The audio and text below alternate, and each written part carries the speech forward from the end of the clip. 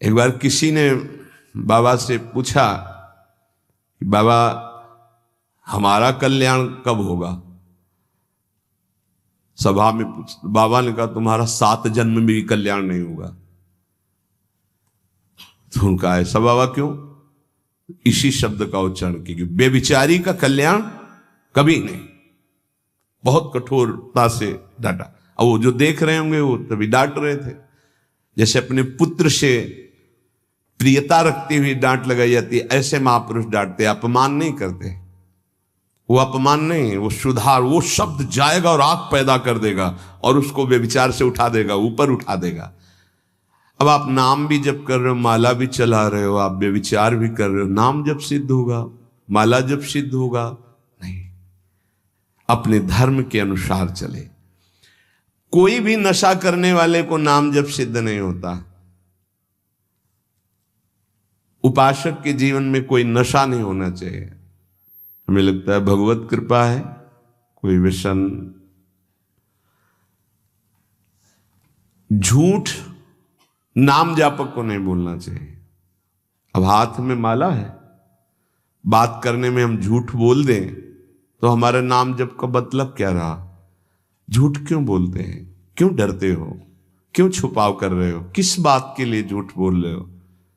झूठ को पाप माना ही नहीं जा रहा। कलयुग का प्रभाव देखिए, वो लिखा हुआ है प्रभाव में कि झूठे ही देना, झूठे ही लेना, झूठे ही भोजन, झूठ चबेना। क्यों झूठ बोलो? सही बोलो ना। झूठ बोलने की जरूरत क्या है? जैसे आपसे कोई प्रश्न करे उसका उत्तर सही दे दो, डरो मत। डरने की जरूरत नहीं। और कुछ ऐसा होता है जो सत्य को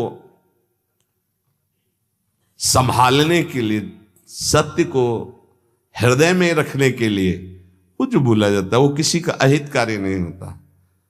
आप कितना भजन करते हैं? आप तो बहुत भजन करते हैं, भजनानंदी है। तो अब हम सत्य को बोल के इतने नहीं, हमसे क्या भजन होता है? गुरु कृपा से जो कुछ होता हो तो होता है। हमें तो नहीं लगता कि हमसे ऐसा कुछ भजन। अब वो झूठ नहीं माना है। अब उतने सत्यवादी नहीं, कुछ में वो जरा सा छेड़ा हुआ पूरी दिनचर्या अपनी पूरी उनको बता दी कि हाँ ऐसे ऐसे। सत्य को कभी कभी गुप्त रखने के लिए बाहरी बातें, वो किसी का अहित या मंगल के लिए नहीं। हम अपने अभिमान को पुष्ट करने वाली बात नहीं बोलते। अपने साधन भजन को हम गुप्त रखते हैं। लेकिन हम व्यर्थ के व्यवहार में क्यों झूठ बोले? हमारा स्वरूप पूरा का पूरा कुंज कुटीर है। कुंज कुटीर, हित, सहचरी हित, इष्टदेव हित, आचार्य हित। सत्य को कहीं कहीं गुप्त रखने के लिए हमारा भजन, हमारा साधन, हमारी गुरु संगोष्ठी, हमारी प्रेम संगोष्ठी, इनके विषय में सत्यवादी न बन। कभी कभी सत्य को, एक गाय भागती जा रही तो कुछ मारने वाले पीछे पकड़े थे। एक सत्यवादी, तुमने गाय को देखा? उन्होंने कहा हाँ इधर गई। उसको उन्होंने तो जब शरीर उनका पूरा हुआ तो उनको नरक मिला इस सत्य बोलने के कारण। उस समय रक्षा है, साधन की रक्षा, धर्म की रक्षा, सत्य की रक्षा, प्राण की रक्षा किसी की। वो ऐसे सहज वर्ताव में झूठ, फिर नाम जप कैसे? असंबद्धा प्रलाप, व्यर्थ प्रलाप, चुगली, निंदा, हिंसा, व्यभिचार, नशा, झूठ और गाली। ये प्रार्थना है कि ब्रजवासियों की वाणी पे इस सूत्र को ना देखें, वो भगवत पार्षद है। यहां के पानी का प्रभाव है ऐसा, जैसी पियो पानी वैसे बने वाणी। तो इनका हृदय बड़ा कोमल है। जब तक ब्रजवासियों की टूक अंदर नहीं जाएंगे तो गौर श्याम जोड़ी नेत्रों में झलकेगी नहीं। इनका प्रभाव है। वैराग्य मार्ग के पथिक को इनके टुकड़ों की आशा रखनी चाहिए। इनके टुकड़ों में सामर्थ्य है श्यामल गौर जोड़ी को हृदय में प्रकाशित करने की। तो इनकी वाणियों में न देखे, क्योंकि हम ब्रजवासी हैं, ब्रज में वास कर रहे हैं सब। तो यहां अगर ये कि सत्संग में सुना था कि ब्रजवासी, तो उनके प्रति दोष दृष्टि बन जाएगी। ब्रजवासियों की वाणी में थोड़ी कठोरता हो, हृदय एकदम मक्खन से भी ज्यादा कोमल निर्मल होता है। ये भगवत पार्षद है, ये ठाकुर जी को भी कुछ नहीं समझते। जब अपने स्वरूप में आते हैं तो कहते तुम्हारे 2-4 लाख गौवें ज्यादा होंगी, अगर हमें दांव ना दिया, पीठ में न बैठाला, तो कल से खेल में नहीं आने देंगे। खेल में कौन किसका गुस्सैया, चलो बाहर, तो ठाकुर जी भी कान पकड़ते और हाथ जोड़ते। ये उन्हीं के सखा है, इस रज में मां के गर्भ से प्रकट हुए। ये प्रेम भूमि शिव शनकादि बंदित रज है। तो ब्रजवासियों पर ये दोष दृष्टि न रखे, अपनी वाणी को संभाले, कभी अश्लील शब्द और गाली आदि न बके, नहीं तो भजन सिद्ध होने में बाधा पड़ेगी। जो देहात्म बुद्धि से व्यवहार करता है उसके नाम जप में बाधा पड़ती है। देहात्म बुद्धि, स्त्री पुरुष शरीर का भाव रख करके फिर व्यवहार करोगे तो काम क्रोध आदि की लीलाएं तो हो ही जाएंगी। उपासक को सदैव दैवी संपदावान बनना चाहिए। भगवद स्मरण और सद आचरण, ये दो असाधन को मिटाने के लिए सर्वसमर्थ साधना है। ध्यान दीजिए, समस्त असाधनों को मिटाने के लिए ये दो बहुत जोर के हैं। भगवद स्मरण निरंतर, ये निरंतर शब्द बहुत कठिन है। बड़े अच्छे साधक हैं जो निरंतर शब्द पर स्थित हो रहे। माला दो माला गिनती वाले माला करके फिर निश्चिंत हो गए, बात अलग है। निरंतर भजन और आचरण पवित्र, बस आप चिंता मत करो, परिपक्व स्वभाव जागृत हो जाएगा, भगवदाकार वृत्ति। भगवान श्री कृष्णचंद्र जी अर्जुन जी को उपदेश दे रहे हैं। श्रेयान स्वधर्मो विगुणः परधर्मात् स्वनिष्ठितात् स्वधर्मे निधनम श्रेयः परधर्मो भयावह। अच्छी तरह आचरण में लाए हुए दूसरे के धर्म से गुणों की कमी वाला अपना धर्म श्रेष्ठ है। अपने धर्म में तो मरना भी कल्याणकारक है, दूसरे का धर्म भय देने वाला है। व्याख्या, श्रेयान स्वधर्मो विगुणः परधर्मात् स्वनुष्ठितात्। बाहर से दूसरे का धर्म बड़ा गुण संपन्न दिखाई दे रहा है, उसके पालन में बड़ी सुगमता है, तुम्हारे मन को आकर्षित कर रहा है। वो धन का, वैभव का, सुख सुविधा का, मान बढ़ाई का, बहुत जल्दी भगवत प्राप्ति का, जीवन भर आराम सुख व्यवस्था का प्रलोभन दे रहा है। तुम अपने धर्म से विचलित होकर उसको स्वीकार कर लेते हैं तो तुम्हें भयावह, भय के सिवा और कुछ नहीं मिलने वाला। ये ध्यान देना है। किसी भी तरह के प्रलोभन से अपने साधन पथ का, अपने धर्म का, अपने मार्ग का त्याग नहीं किया जाता। इसके विपरीत अपने धर्म में बाहर से देखने में ज्यादा गुण नहीं दिखाई देते, धर्म के पालन में बड़ी कठिनता हो रही है, पालन करने में मन नहीं लग रहा, धन वैभव सुख सुविधा मान बढ़ाई ये कुछ नहीं मिल रहा, पूरा जीवन कष्टमय है, तो भी हम अपने धर्म का पालन करेंगे, छोड़ेंगे नहीं, तो परम कल्याण निश्चित। दो बातें बताई। आप अपने धर्म से चल रहे हैं, जो भी आपको गुरु परंपरा से धर्म मिला, इसलिए हम गुरु परंपरा, क्योंकि हम भागवत धर्म को ही प्रधान मानते हैं। शरीर धर्म इसको तो भगवान ही कहते हैं, सर्वधर्मान परित्यज्य मामेकम शरणम व्रज। पर धर्म क्या है? शरीर धर्म। स्वधर्म क्या है? भगवत प्राप्ति कर लेना, स्वरूप में स्थित हो जाना। ये स्व नहीं है, स्वधर्म ये स्व नहीं, ये पर है। पर धर्मो भयावह, इसीलिए तो तुम्हें भय प्राप्त हो रहा है, इसीलिए मृत्यु प्राप्त हो रही। अविनाशी को भय, अविनाशी को मृत्यु, ये पर धर्म है।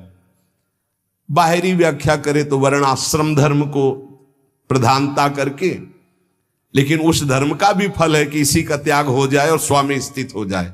अगर उसी में फंसा रहा तो नहीं। हमारा धर्म पालन करने के समय हमें जीवन में कष्ट मिल रहा है, निंदा भी हो रही है, सुख वैभव भी नहीं है, बड़ा परेशानी है, और हम अपने धर्म का पालन कर रहे हैं तो परम कल्याण।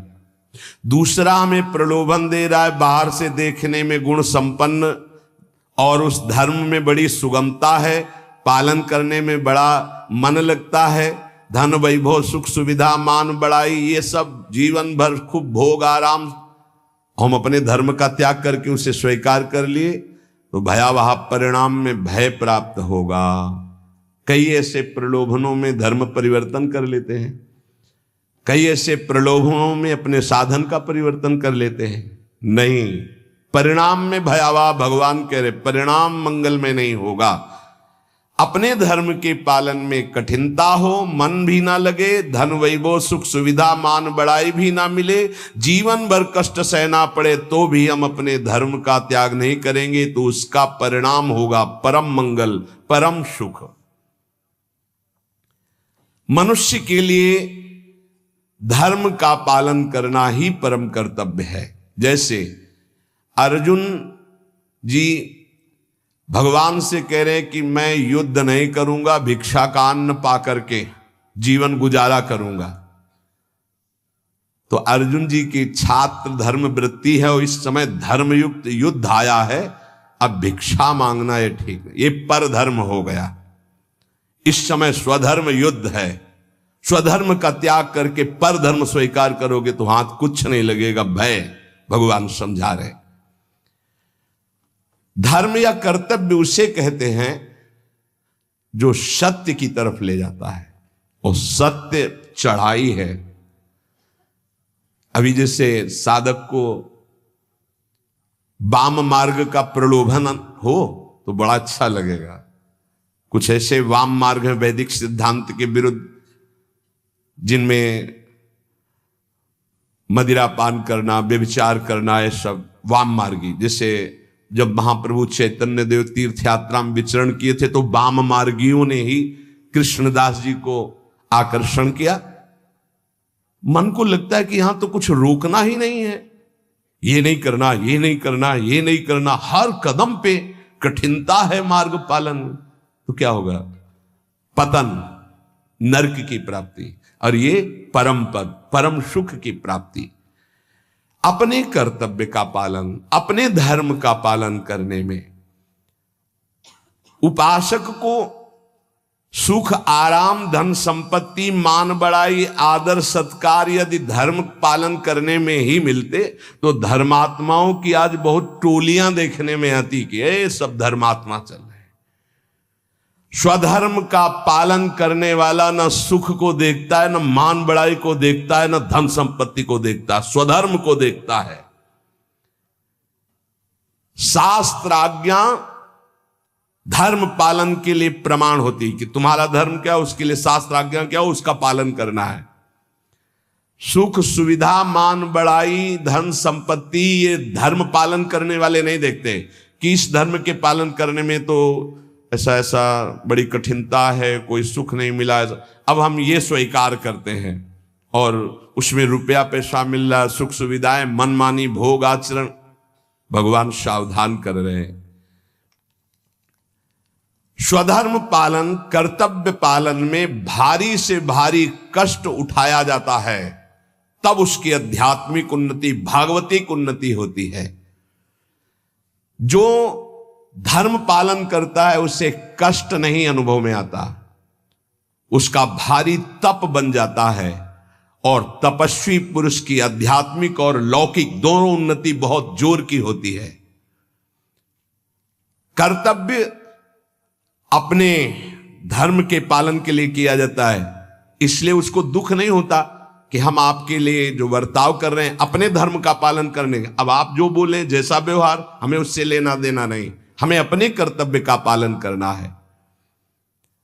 श्री भगवान कह रहे हैं वास्तविक स्वधर्म किसे कहते हैं? तुम मेरे अंश हो, परमात्मा के अंश हो, इसलिए तुम्हारा स्वधर्म है स्वरूप में स्थित होना, देह में स्थित होना नहीं। वही जहां से प्रारंभ किया। यदि ये मानव देह प्राप्त करके भगवत प्राप्ति नहीं कर पाए तो क्या सो धर्म। इसीलिए गोस्वामी जी कहते सो सब धर्म करम जरि जाऊ, जहाना राम पद पंकज भाऊ। वो सब धर्म कर्म में आग लग जाए जिसमें श्री भगवान के चरणों में प्रेम न प्रकट हो पाता, क्या फायदा उस धर्म कर्म से। अपने को शरीर मान करके जो धर्म किया जाता है, सही माने में उस धर्म का फल है कि स्वरूप में आ जाओ। अगर नहीं आए तो शरीर धर्म का कोई ये नाशवान शरीर में नहीं हूं। हां, इसका पालन करने का फल है कि इससे वैराग्य हो जाए। शरीर के धर्म का पालन करने का फल है कि शरीर से वैराग्य हो जाए, तभी सच्चा फल मिला। राग युक्त शरीरों के धर्म पालन से क्या लाभ मिलेगा। अपने को हम प्रभु का सेवक या जिज्ञासु, यही खास धर्म है, यही सही धर्म है। स्थूल शरीर का धर्म या मन बुद्धि का धर्म, यही तो हम मानते चले आ रहे हैं। इसी में तो हमारी दुर्गति हो रही। हमारा मन जो कहता है वही हम करते हैं, हमारी बुद्धि जो कहते हैं, ये धर्म नहीं। जो शास्त्र कहता है, जो गुरुजन कहते हैं, उसे समझो। परमात्म प्राप्ति चाह करना, यही सबसे बड़ा धर्म है। मुझे इस जन्म में भगवत प्राप्ति हो जाए। परमात्म प्राप्ति के मार्ग में चलने वाले साधक के मन में धन, मान, बड़ाई, आदर, आराम, प्रशंसा की बिल्कुल इच्छा नहीं होना चाहिए।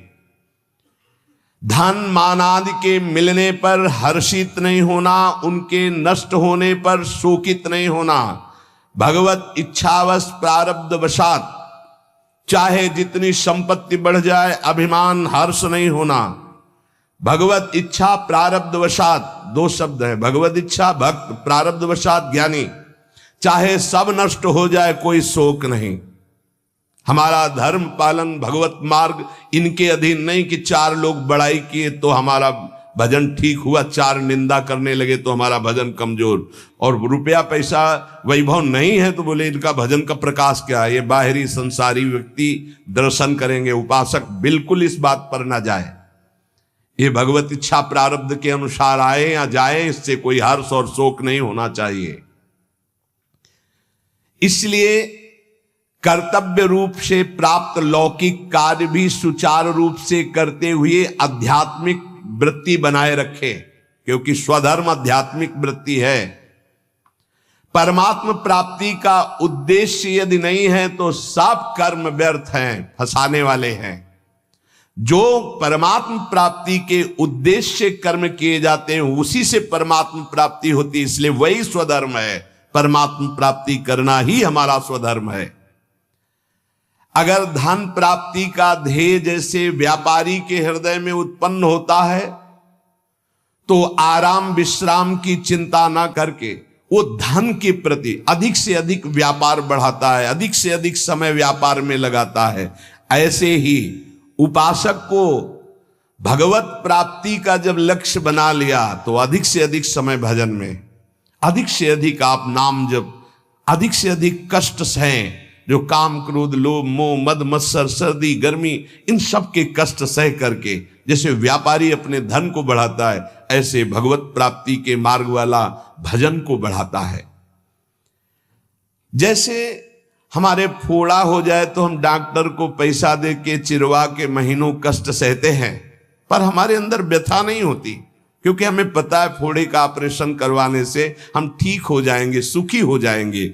ऐसे ही ध्यान देना, उपासक को जब कोई गाली देता है, अपमान करता है, निंदा करता है, प्रतिकूलता आती है, तो समझता है यद्यपि दुख का अवसर है, पर वो समझता है जैसे फोड़ा दुख का अवसर है ऑपरेशन करवाना, ऑपरेशन पैसा दे के करवा के महीना भर पट्टी बांध के, पर वो दुखी पीड़ा का तो दुख है, लेकिन अंदर दुखी व्यथा वाला नहीं है, क्योंकि पता है आगे हम ठीक हो जाएंगे। ऐसे ही साधक अंतःकरण से प्रसन्न रहता है कि आज हमारा अपमान हो रहा है, गाली मिल रही, तिरस्कार हो रहा है, बड़े द्वंद्व सता रहे, कल हम निर्द्वंद हो जाएंगे। भगवान हमको ऐसी सामर्थ्य देंगे, माया का कोई भी दुख हमें छू नहीं सकेगा, हम भगवत प्राप्त महात्मा होंगे, हमें भगवान का साक्षात्कार होगा। इस लाभ के लिए हर कष्ट सहता हुआ प्रसन्नता पूर्वक वो आगे चलता है। ध्यान दीजिए, इसके बिना आप चल नहीं पाएंगे।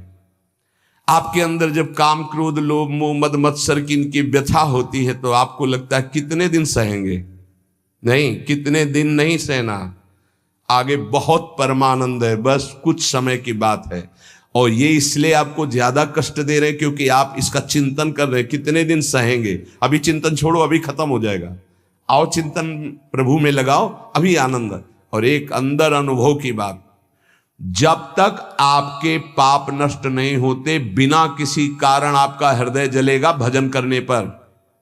ध्यान दीजिए, ये छाती की बात, अनुभव की बात कह रहा हूं। बिना किसी कारण के, कोई निंदा नहीं, कोई भय नहीं, कोई अपमान नहीं, आपका बेमतलब हृदय जलेगा नाम जप करने पर, क्योंकि आपके पापों का नाश हो रहा है, आपका अंतःकरण निर्मल हो रहा है। आगे चलकर आप अनुभव कर लेना, जब आप अच्छा भजन करोगे तो आपको खिन्न हो जाएगा मन, खिन्न है, कुछ अच्छा नहीं लग रहा, एक अजीब की उदासी सी है।